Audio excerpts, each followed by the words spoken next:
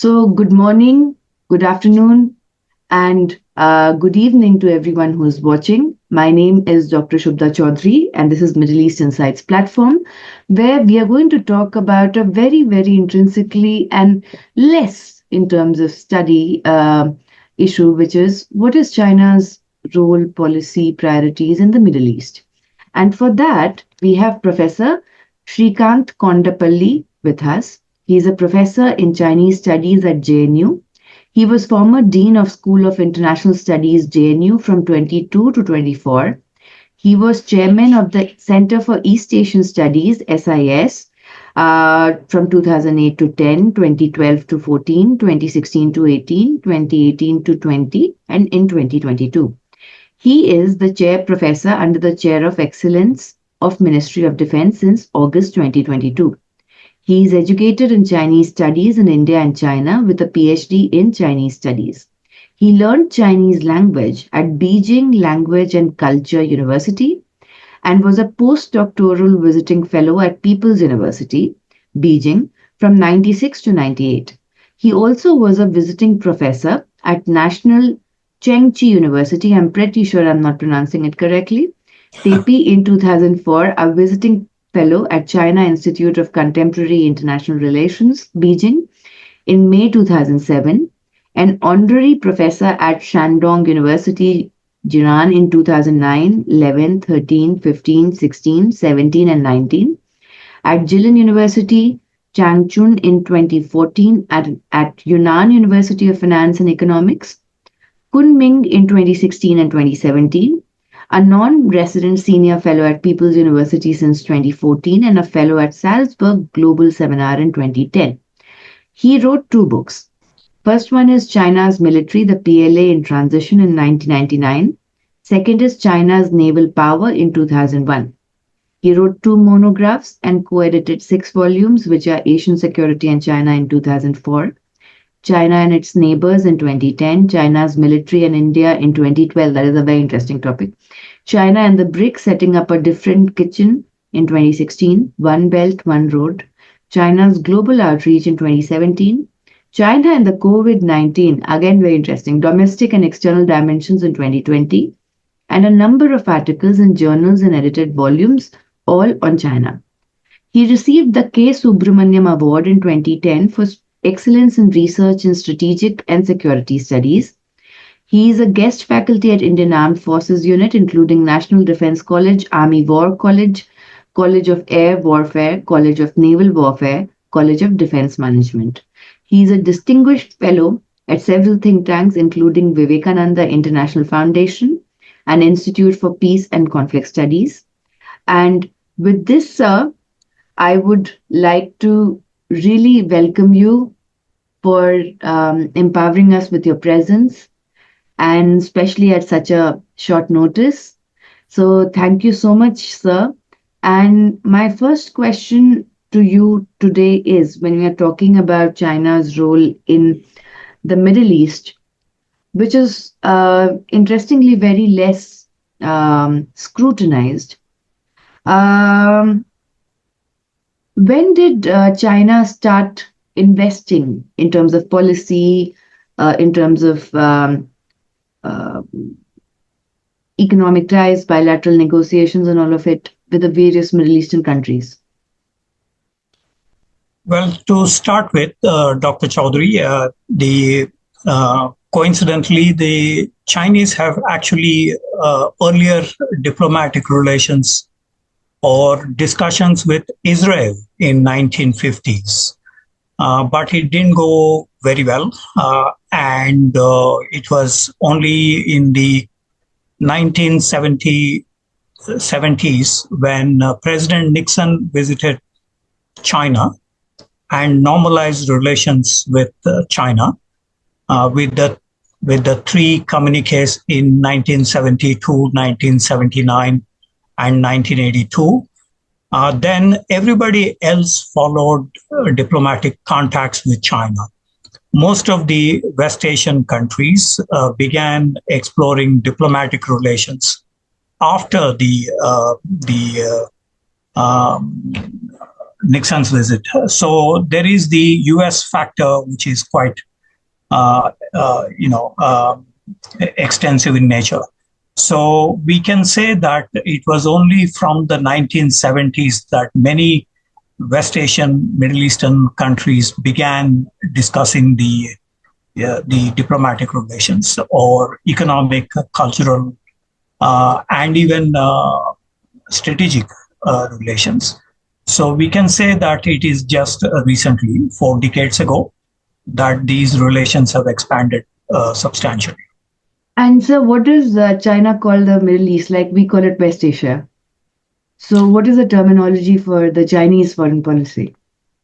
They, like India, in India, we call Middle East West Asia because if you're sitting in New Delhi or any part of India, all these countries are towards the west of India. So we call this as West Asia.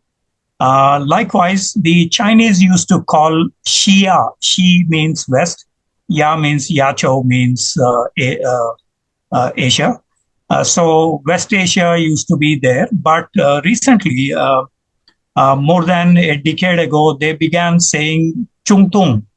Chungtung is Middle East in Chinese. So the Chinese adopted the Western terminology of calling this region as Middle East.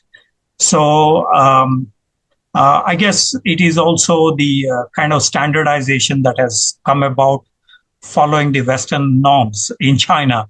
That is quite strange because China says that it is different. Nevertheless, they have followed the American pattern of calling this region as Middle East. And do you think that the trade war that is going on between China and US and the tariff trades and all of that with their ebbs and flows, does it make any difference for China's foreign policy in the Middle East or in the Gulf region where most of these countries also have strong alliances with US? I think so. I think that's a good point because there is now a lot of trade has happened between China, US, China, European Union, China, and ASEAN, Southeast Asian countries. So China-US trade prior to the tariffs were about roughly $560 billion. And China-EU is around the same figure, $580 billion. And China-ASEAN trade is around $960 billion. So they have actually increased with the Southeast Asian countries. China West Asia is about $400 billion last year. So it is rising with the Middle Eastern countries. So in terms of the tariffs, because President Trump has imposed these tariffs, and 245% is the current rate, but today there is a talk between the Chinese and the US. Wang Xiaohong was appointed as the interlocutor for discussions with the United States. And we do not know the outcome of this because it just began. And President Trump mentioned in his inimitable style, possibly around 60 to 70% tariffs. So he's not going to reduce the tariffs on China because that was his election campaign promise that the trade deficits are pretty high and with China, and so he's looking at the tariff issue more seriously, which means that China has to diversify trade, and one of the destinations obviously is, as you mentioned, the GCC countries with which China is negotiating more than a decade now for an FTA, free trade area. So one of the fallouts of the tariffs on China from the United States is diversification of trade towards the other countries, including to the Middle Eastern countries. So we should expect the $400 billion trade currently between China and Middle East to go up at least up to about $600 billion in 2025, 2026. And so, this was something very interesting which I found in Riyadh, that the signals on the road, the direction signals, they're in English, they're in Arabic, and they're in Chinese. Um, so that brings me to the second question, or the third question, which is that China has played active diplomatic role in the past couple of years. For example, mediating a truce deal between Iran and Saudi Arabia, even inviting the different factions of the Palestinians in Gaza for starting a ceasefire. Um, how is China able to get this kind of leverage?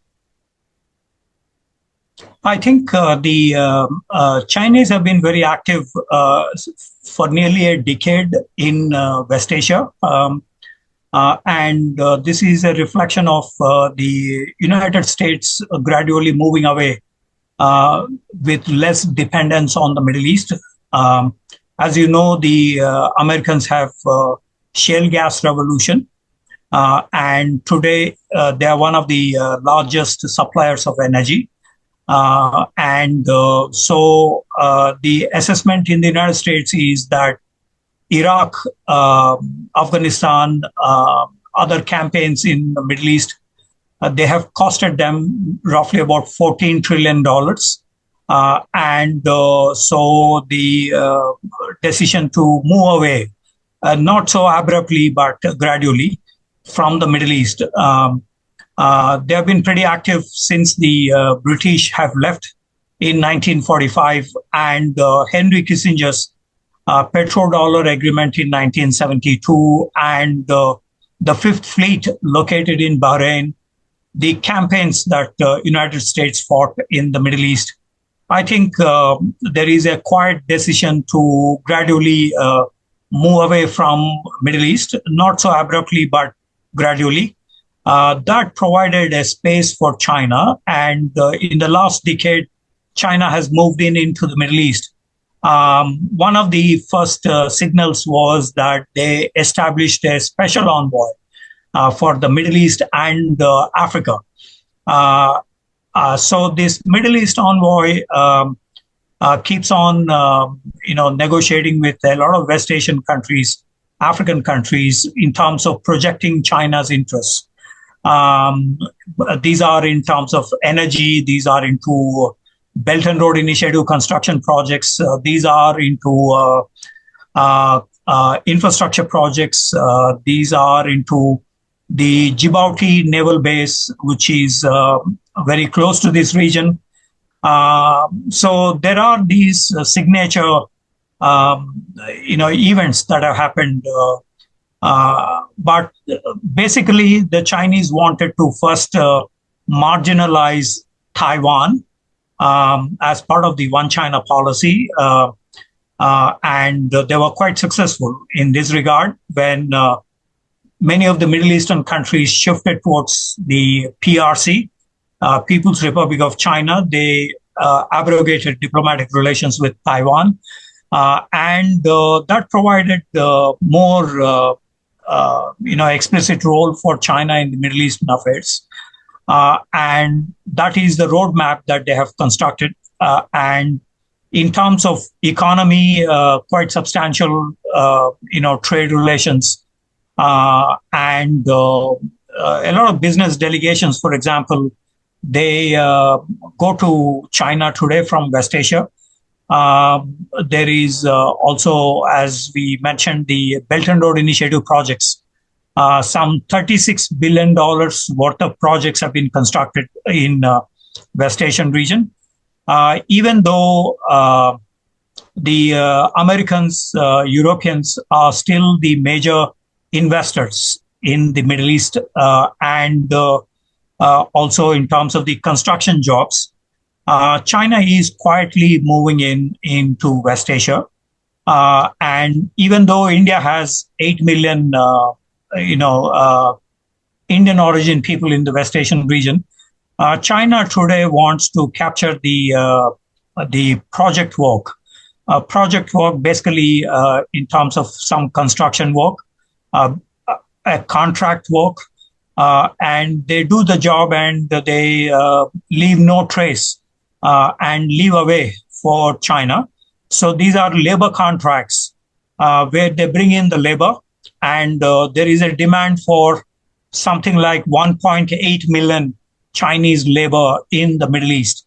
So they do these jobs and get away by providing the infrastructure. So it's beneficial to many West Asian countries in terms of those projects. So they have been leaving this footprint. You may recall that during the FIFA sports event, the Chinese have contracted billions of dollars in the football stadium and other infrastructure projects. Huawei telecom sector and a host of other things. So the Chinese have actually moved into the Middle East substantially in the construction jobs. And also, as you mentioned, the Saudi-Iran deal that they concluded, although nothing really happened in terms of bringing the two Sunni Shia, factors in the Middle East, but the Chinese have attempted to bring in some kind of peace in the region with these efforts. And I do agree with you, sir, in terms of construction and workers. So, if, for example, at Israel, the Haifa port, the tender of which Adani got, just 3 to 4 kilometers away from that port, is a complete robotic AI controlled Chinese artificial port called as Haifa Bay Port, which has more less than 100 people working in it. Everything is machine made, automatic, ensembled. And in fact, US threatened Israel that if you give another tender to China, we will stop the surveillance of nuclear submarines and defending you. And that is one of the reasons why the Haifa tender option was open for Jordan, UAE, India, and others. Yeah, well, the Chinese have a model of interaction with the Middle Eastern countries. Some 11 years ago, President Xi Jinping initiated what is called 1+2+3 model. So this one refers to the energy connection, because China imports something like, they used to import something like 60%, now reduced to about 42, 43%, because Russia has been supplying a lot of energy to China at discount prices. For example, last year, they have exported something like $62 billion of energy to China. The Chinese traditionally are dependent on the Middle East for the energy related imports. They still do, but there is some reduction because of the Russian cheaper energy supplies. The two in the 1+2+3 model, two refers to the infrastructure development and trade ties. So currently the trade is about $400 billion, but they want to increase that to nearly $600 billion. And the tariff related issues also kind of combine for providing this. So what you mentioned about the Haifa port and others is because of the maritime trade increasing substantially between China and the Middle East, mainly in energy, but also now extensively in terms of China producing a lot of consumer durables, electronics, Huawei, the telecom sector, and other products, goods and services to the Middle Eastern countries. The number 3 in 1+2+3 model refers to the renewable energies, aerospace, exploration of new oil and gas fields, especially in Saudi Arabia, Iran, Iraq, in south parts in Iran. These are the 1+2+3 model. Chinese have this habit of codifying everything into this kind of a model, and so it is easy to remember as well on what exactly does that mean for the various objectives that China has towards the Middle Eastern countries. So we see that the Haifa port, the telecom networks, the undersea cables or others, these are basically based on those projections that China has in the West Asian region. They actually have a division called MENA, Middle East and North Africa, and so it is also extended to the North African because China had sunk in a lot of investments in the energy field. So that's how the Chinese look at the overall region as such in that the two category of 1+2+3. Yeah, that is actually very insightful, sir. And Anurag has asked this question that there was an article or analysis piece published in 2023 by a PLA general who advocated the neutralization and weakening of Israel as necessity for Chinese victory in future wars with US. Do you see the increasing Chinese support for Palestinian states or human rights and alleged support for groups like Hamas and Houthis, like they're providing satellite imagery and others, as a part of their long-term strategy in the region? Yes, that's quite ironical because when we look at the many of the Chinese military equipment, we just saw in Pakistan the Chinese supply of J-10 and PL-15A and Wing-Loong drones or others. You'll be surprised to know these all have Israeli technologies.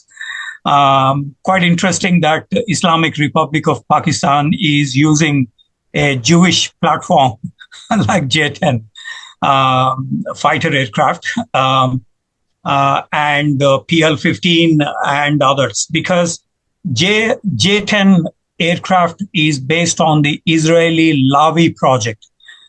Israel Aircraft Industries try to develop that platform as a kind of rival to the F-16. However, they faced a lot of problem with the engine. And they were not able to really progress except for the airframe, air-to-air missile, and electronics, head-up display systems, and so on. So in the late 90s, the Israelis reportedly transferred this platform to China at a huge cost, of course, and the Chinese developed this with some Russian imports of the engine. So they were able to develop this platform, and now it lands in Pakistan in 2022. And you may have come across in the blogs that J-10 or JF-17, which is another platform the Chinese transferred to Pakistan for license manufacturing in the Kamra Aeronautical complex. These two were used allegedly to down some Indian aircraft. We do not know whether that is true or not, but the Chinese blocs are agog with this, what the Pakistanis have been saying about 5 Indian aircraft being shot down.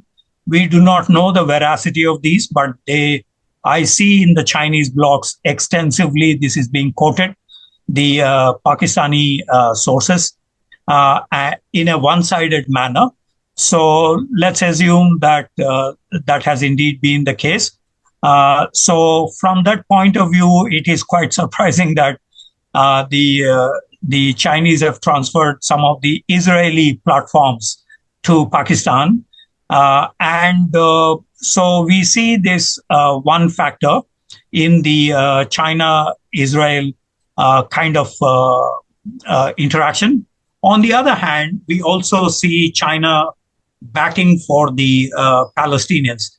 You mentioned about the support that China has given to the Palestinian factions to come together to counter what has happened in Gaza for the past 2.5 years since October 7th incident. So we see the other side of China's reaction to Palestinian issue and Israel. So this is the two different sides of China's interaction with Israel and Palestine. So that's one point. The second point is that in the United Nations Security Council, in the General Assembly debates, the Chinese have been mentioning about the 1960s, the 1967 borders with East Jerusalem as the basic point in their interactions. And so they take that position officially. Land for peace and other demands that have been put across since last 4 or 5 decades. So that's the key posturing that China has in this regard. But this is quite surprising because, as we were discussing before, in 1950, the Israelis were the first country in the Middle East to recognize the People's Republic of China. And the talks continued till 1955.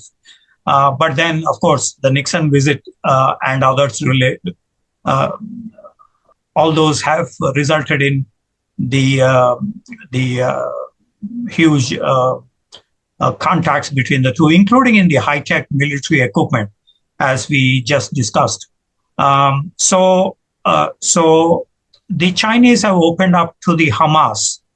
They have given visas to the Hamas leaders, and today they are now bringing in different factions of the Palestinians. But there is another fault line between China and Israel. The Israelis have invited the Dalai Lama in 1994, and China was very angry on the Tibetan factor in the Israel-China relations. The other fault lines is that the military equipment that China was acquiring from the Israelis was opposed by the United States because of the end user agreement and other things between US and Israel. So in 2000, the sale of Falcon early warning radar system has been canceled under the United States pressure. And also the drones.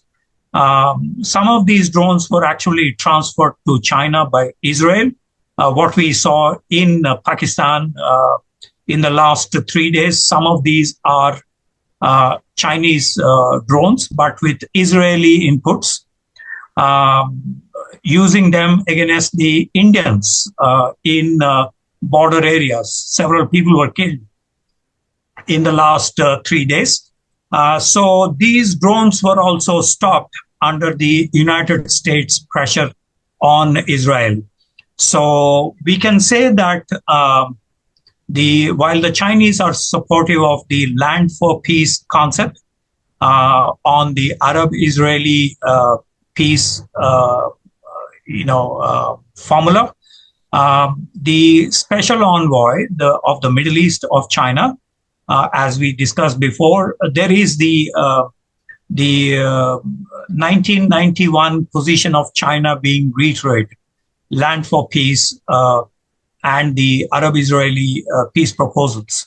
So it's a little bit complex when it came to Israel-China relations, given the background, geopolitical and technology and other things. Yes, sir. And one thing which I don't understand is what is the perception or foreign policy of the West Asian states regarding the alleged human rights abuse of Uyghur refugees or Uyghur residents in China? Also, there was this one particular narrative that in Syria, HTS had employed Uyghurs, and that had really offended Chinese administration. So, how do other West Asian countries respond to that? That's an interesting question. Thank you for raising that. The If you remember, some 3-4 years ago, um, Americans, Europeans have discussed the Uyghur issue in Xinjiang, and they have put sanctions on Communist Party Secretary of Xinjiang, Chen Chuanko, and others. And China retaliated. Quite incidentally, Marco Rubio, the Secretary of State, is under sanctions by China. So officially, Foreign Minister Wang Yi cannot meet Marco Rubio because Marco Rubio is under sanctions by the Chinese on this Uyghur issue. So, so this is also getting complicated on the tariff-related issue because China wants to negotiate, but the other side is sanctioned by China. That apart, so when Americans and Europeans sanctioned the Xinjiang-related events, because the Americans and Europeans and Canadians and others, they said that there are over 1 million people incarcerated in Xinjiang, and China is cynicizing Islam, and China is putting restrictions on the Uyghurs. The allegations are that you can't have a beard in Xinjiang, and you cannot name your son as Muhammad. You cannot have sometimes Friday prayers. Many of the mosques have been razed down. Some of these were converted into toilets in Xinjiang. And there are a lot of other news that over 1 million Uyghurs are in incarceration centers. Some 374 such centers have been identified in these American European reports. Adrian Zenz of Europe, a scholar on Xinjiang, he has also been sanctioned by China. Merix, a China institute in Germany, has also been sanctioned. So in the background of these, the Chinese, so 23 countries roughly sanctioned, try to move sanctions or resolutions in the Human Rights Council in Geneva.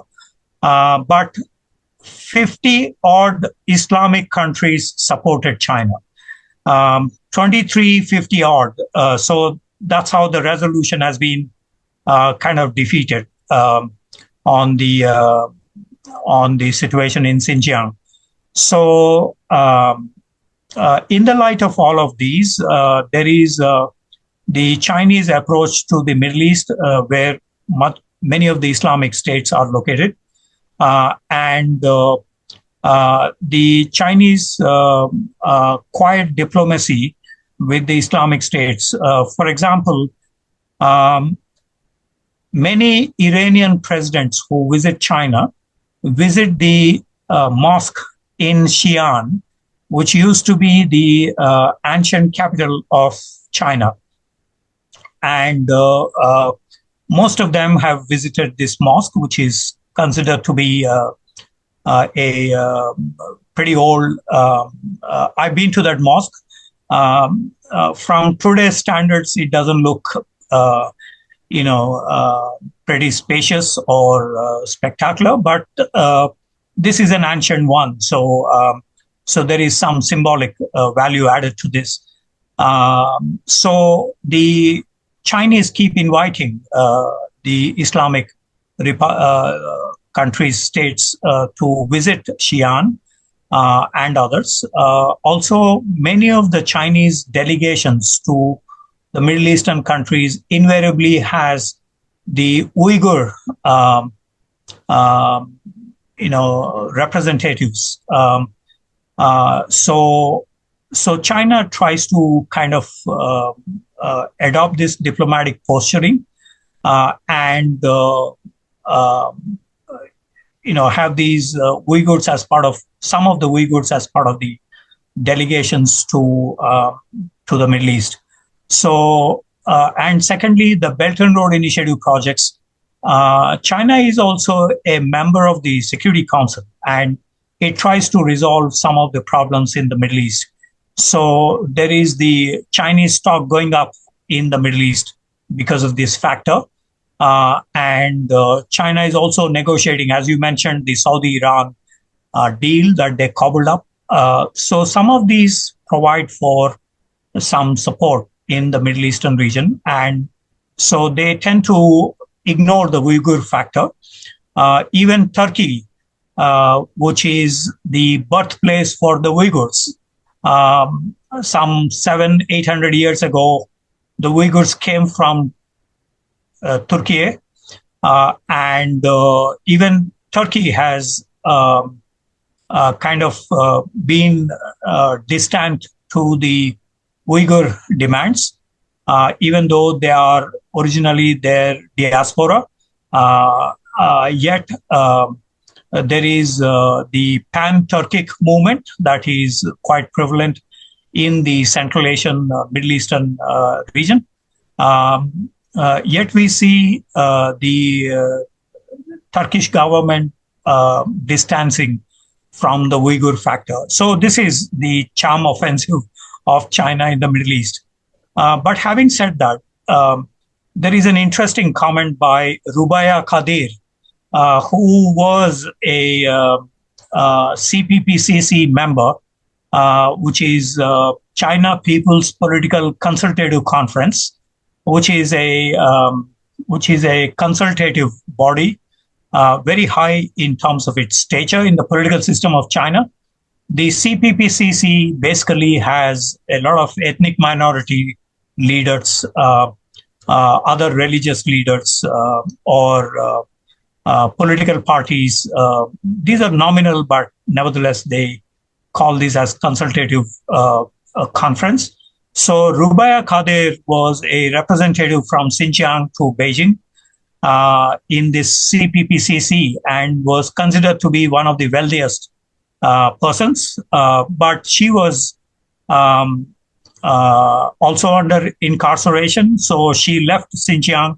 I do not know where she lives, but the rumor is she's in the United States.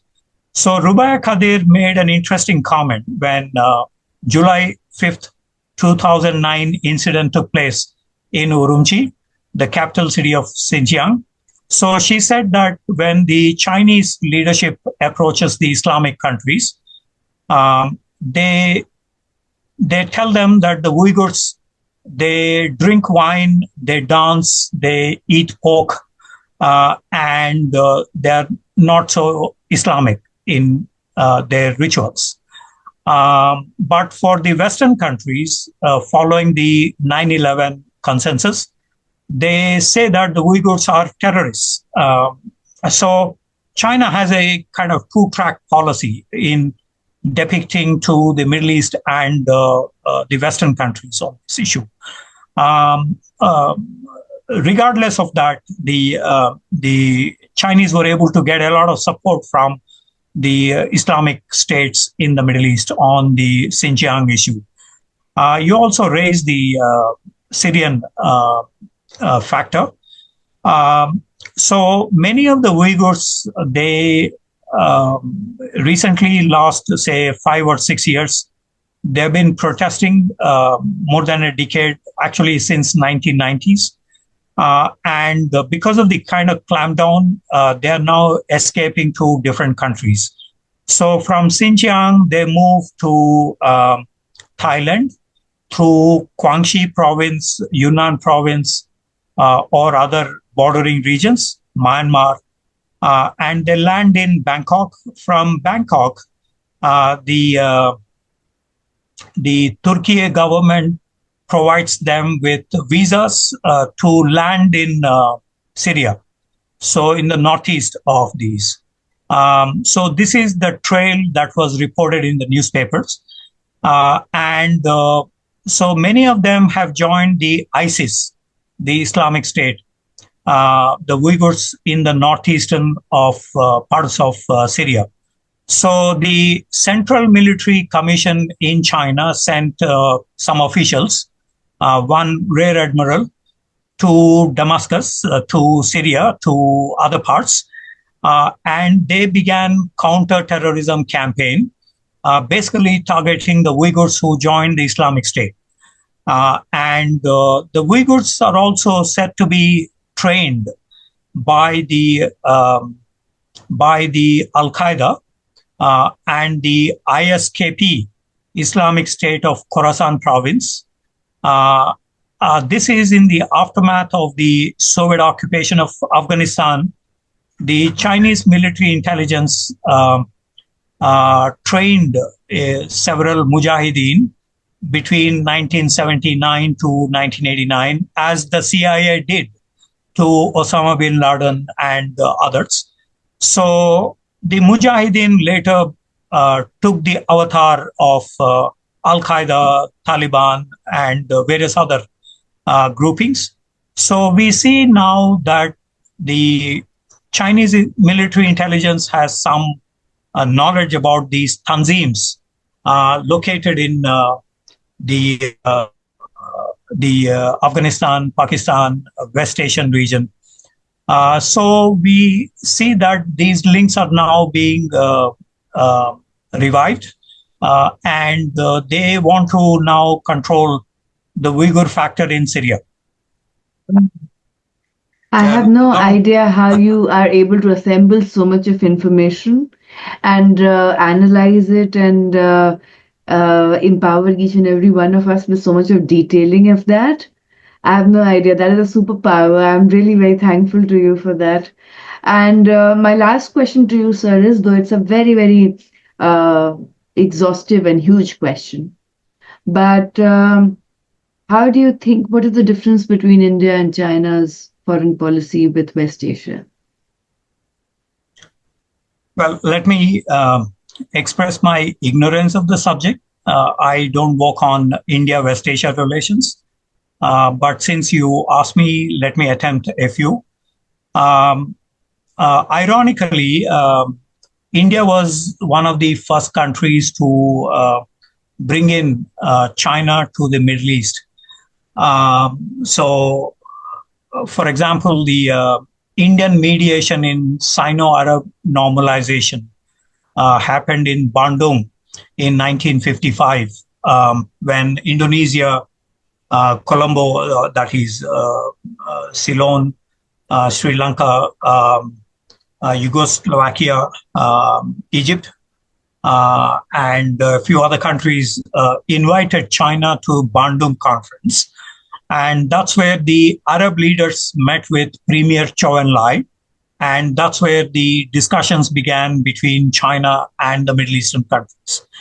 There is also the Palestinian issue that was kind of raised in this conference, and so there was the Indian kind of mediation between China and the Arab countries. So that's the origins of bringing China to West Asia. Quite ironical, because today both of them have a competitive relationship in the West Asian region. And so this is quite interesting. The second interesting part is both are competing, sometimes cooperating on the energy issue.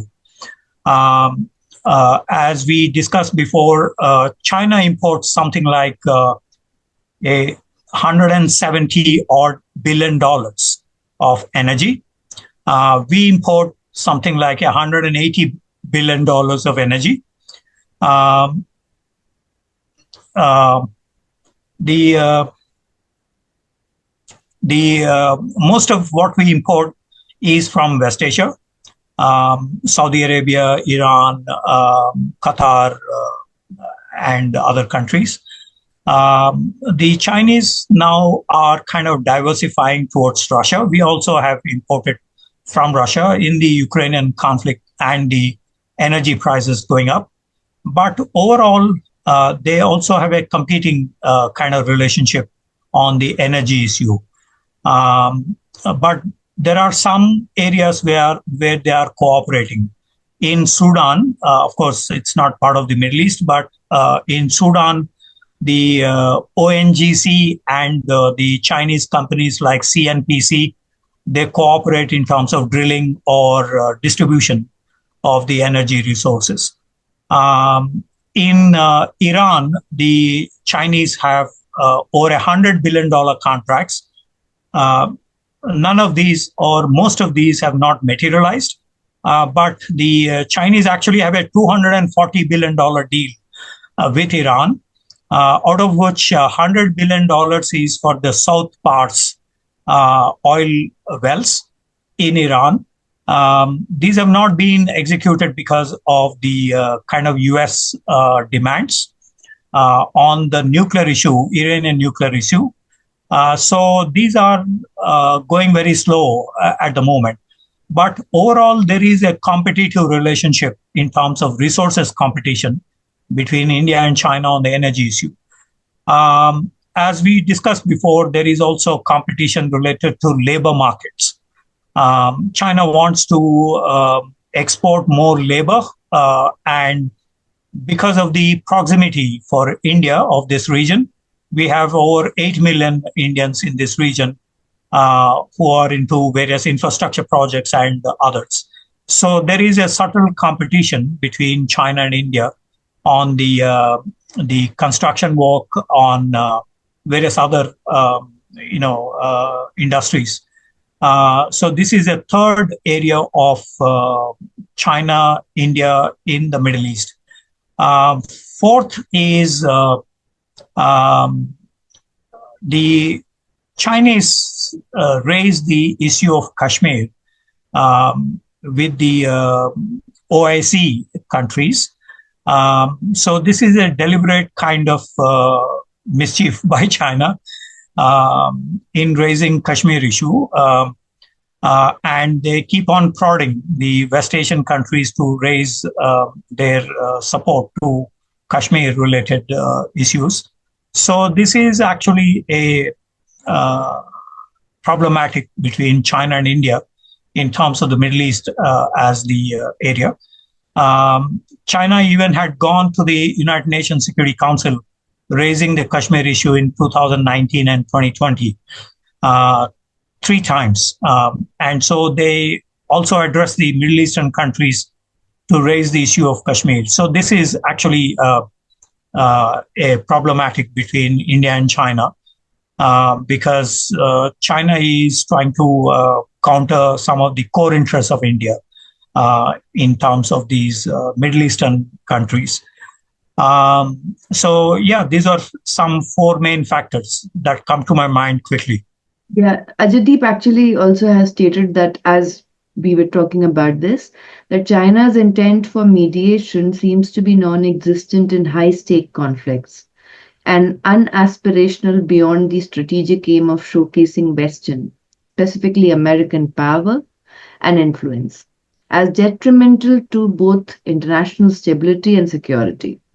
So you have already answered in terms of India's role in Middle East, whatever the comparative of it. But with this, sir, I would really like to thank you for the privilege of your time. And I really, really, in a very envious way, I would like to say that I don't know how your mind works, but I wish to really emulate it. Thank you. It's mutual learning. It is phenomenal. I mean, seriously, it's phenomenal. It's very difficult to do, and it's phenomenal what you just did in a very, short amount of 40-45 minutes. So thank you so much on behalf of Middle East Insights. And